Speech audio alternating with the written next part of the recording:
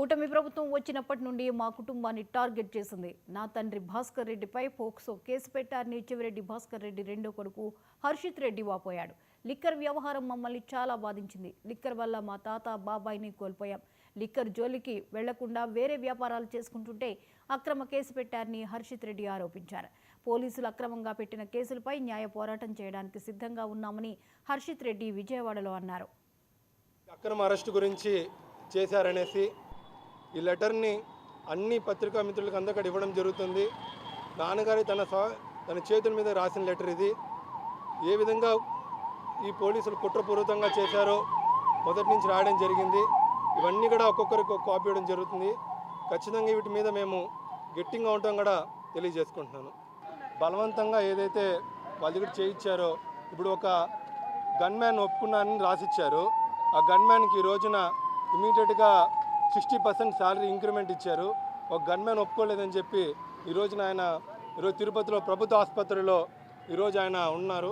కాబట్టి వాళ్ళు ఎవరైతే వాళ్ళకి స్టేట్మెంట్ అనుకూలంగా ఇస్తారో వాళ్ళందరినీ కూడా తీసుకుంటున్నారు. లేని వాళ్ళని ఈ విధంగా మ్యాన్ హ్యాండ్లింగ్ చేసి వాళ్ళు ఇబ్బంది పెట్టే ప్రయత్నం చేస్తున్నారు. లేదు, హరీష్ కుమార్ ఎవరో కూడా మాకు తెలీదు.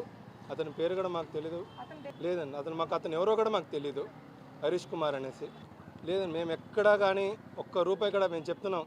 లిక్కర్ విషయంలో ఎలాంటి విషయంలో మేము అవినీతులు చేస్తున్నంటే ఖచ్చితంగా మేము సిద్ధంగా ఉన్నాం. ఎక్కడ 1% కూడా మేము ఎక్కడ పాల్పడలేదు. అలాంటిది ఏమైనా ఉంటే కూడా మేము చట్టంతో మేము చూస్తాం. ఖచ్చితంగా చట్టపరంగా మేము పోరాడతాం. అవునండి, మేము లీగల్గా వెళ్తున్నాం. ఆల్రెడీ లాయర్స్ని కూడా మేము మాట్లాడున్నాం. మా పక్కన ఏవైతే డాక్యుమెంటరీస్ ఉన్నాయో, మేము ఏ విధంగా అయితే మా న్యాయపరంగా ఉన్నాయో అవన్నీ కూడా మేము కోర్టుకి సమర్పిస్తున్నాం.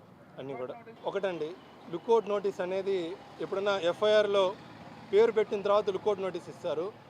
నా నాన్నగారు పొద్దున బెంగళూరు ఎయిర్పోర్ట్కి 8 గంటలకు వెళ్తే ఈవినింగ్ 4:30కి నాన్న పేరు మీద ఎఫ్ఐఆర్ చేయడం, నేను పేరు ఇంక్లూడ్ చేయడం జరిగింది. అసలు కనీసం ఒక లెటర్ కూడా లేకుండా అసలు లుకౌట్ నోటీస్ పెట్టడం అనేది అసలు ఆశ్చర్యంగా మేము అనుకుంటున్నాం.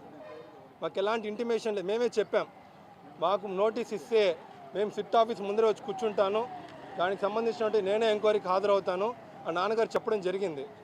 అప్పుడు కూడా ఏమీ స్పందించకుండా ఏదైతే మా వ్యాపారాలు అయితే మేము పోయినప్పుడు బయటికి అదేదో మేము పారిపోతున్నాం అని చెప్పేసి చేయడం దుర్మార్గం.